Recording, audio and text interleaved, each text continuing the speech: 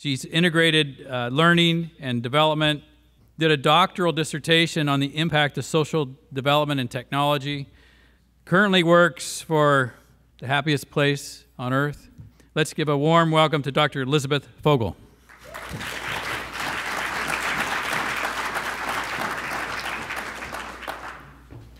So I was an elementary school teacher, which most people find shocking. My interview and my experience with HR at Disney when I took my job was fascinating because they looked at me and they said, "We hire lawyers and MBAs. We don't actually know what to do with you." And I said, "That's okay. I'll write my own job description and you can just pay me." And they're like, "Sounds good." So that's how I started in corporate America, which was pretty fun. You can go.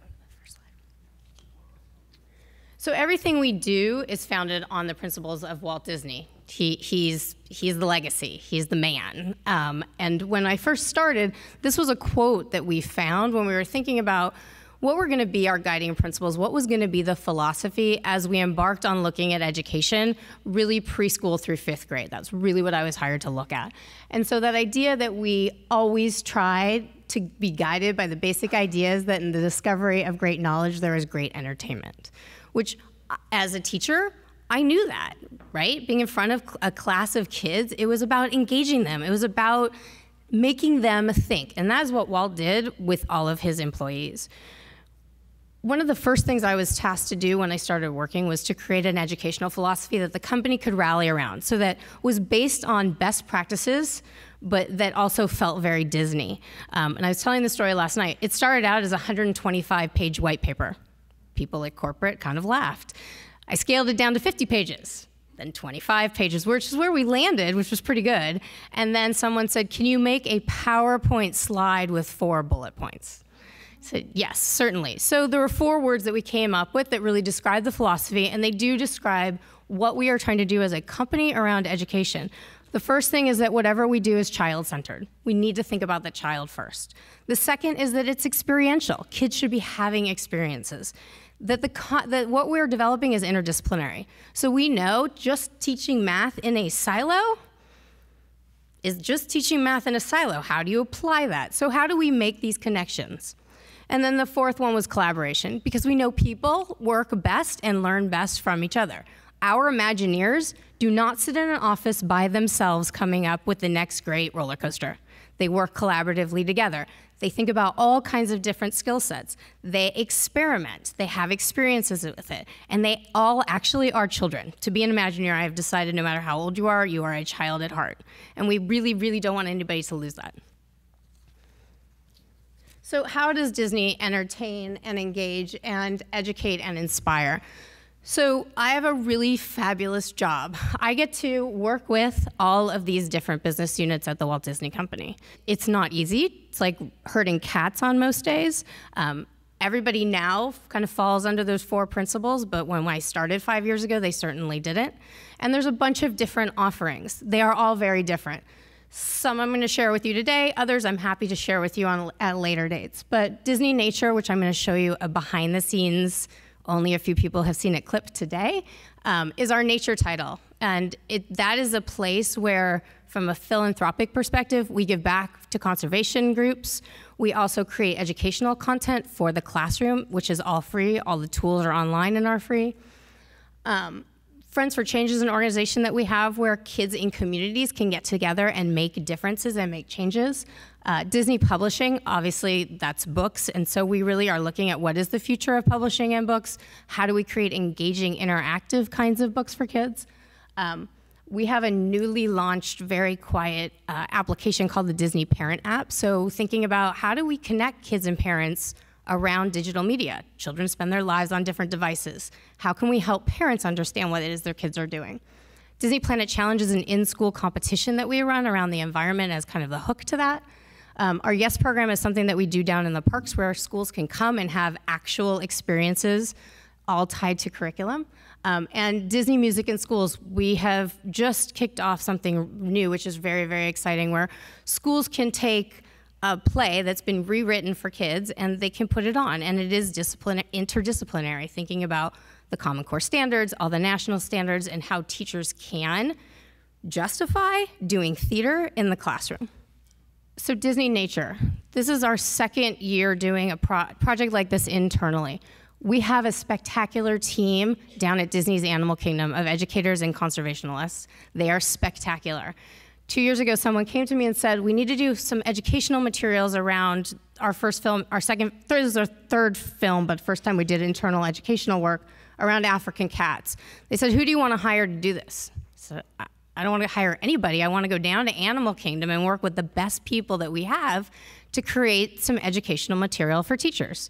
So we did. We created a 100-page educator's guide, and we put it online for free. We aligned it with, at that point, just the national science standards. And then I said to the studio, I said, this was good. This was pretty good for the first time. I said, but I've now been out of the classroom for many years. I don't really know what teachers want. Can we do some research? That was the first time that I knew that the studio was actually dedicated, because they said yes. And they gave me money to go hire somebody from outside the company to go around and do research with teachers, to create an online survey so that we could gather information and then create the next guide as a tool set of what teachers really need. What do they really want? Do they really want lesson plans? You know, my gut reaction was, no, not really. They have plenty of those. So with our with the second guide that we did internally, which is Chimpanzee, which is the movie that actually opens today, we were really fortunate, one, to work with the National Academy of Science and to work with Jane Goodall Institute. And then we were also incredibly fortunate to work with a group of spectacular professors from the University of Georgia and also the Animal Kingdom team. So I got all those people to actually come together, take the research findings, and create a guide which has lessons, which are now only 1 page, not 7 pages, and PowerPoint presentations and online tools. And we actually, next week, are putting up a smartboard activity. Those kinds of tools that we heard from teachers that they need. They are all free for teachers to use. I sit on the executive board of the Partnership for 21st Century Skills, which Ken Kay talked about this morning, and who founded that. And we're very, very, very committed to what the partnership is trying to do. The idea of bringing business organizations together with policymakers, together with educators, to really think about the next generation. Because the reality is, who are the next Imagineers? Who are the next filmmakers? It's very, very important to the company that we really help figure out how that happens. We have a program called Disney's Planet Challenge, and we're working with P21 to find exemplar schools that we can share with policymakers. So what are these exemplar schools? What are things that we have found? We have found that when kids are out doing project-based learning, that they develop positive relationship with their peers. They also develop positive relationship with the community. And it is a community, that whole saying that there's a village to raise a child, that is what we have been seeing. And it's interesting that those are the exemplars that are starting to rise from the top. So what is it not just happening inside that school building, but what is it that businesses can do and that can help grow what it is these kids are learning and doing? So we last weekend just hosted our first Kids in Nature Summit, where we had 100 kids from around the world who had done excellent projects in the nature space come together and meet with mentors. And this was the first time we had done it. It was phenomenal. And so there's a very large commitment from the company to think about, how do we bring mentors to the school? What does that look like? How do we take these 100 kids and create a community and have that go viral and social so that these kids are continuing to connect with each other? To Ken's point about the butterfly, that peer conversation to help kids grow and move, it's really, there's nothing like it. And we saw it with these kids for the weekend in Orlando. It was incredibly powerful. We have partnered with UL and the National Environmental Ed Foundation to look at what does mentorship look like. We did a pilot program with UL last year where UL brought in their scientists. Sometimes it was Skype, sometimes it was over the phone, sometimes it was a scientist going to the school, really working hands-on with these kids around the projects that they were doing. And they were all project-based learning type projects. We have a program called Disney Music in the Schools. And to Tori's point earlier this morning, the power of the arts, we don't talk about it. We're so engulfed with STEM right now, and somebody at one point said it needs to be STEAM. And so the importance of the arts, we need to be having that dialogue. We need to be having that conversation. So this is something that is brand new that we as a company are looking into. Obviously, we have an entire theater department. What is it that we can do to help support schools and teachers who are interested in creating programs and projects for kids in the arts? So I'm happy to share those videos with anybody who'd like to see them. And then the last piece is the interactive piece, which is really where these kids live.